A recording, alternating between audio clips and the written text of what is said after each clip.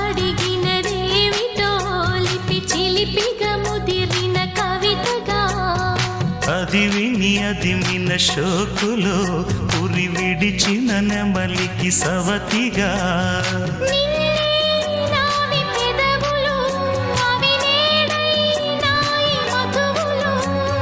రెండు నాయి తనువులు అవి రేపవ్వాలి మనువులు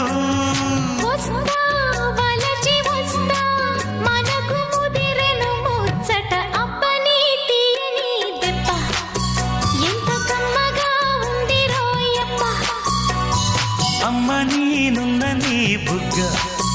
ఎంత లేతగా ఉన్నదే మొగ్గ పురుషుల్లో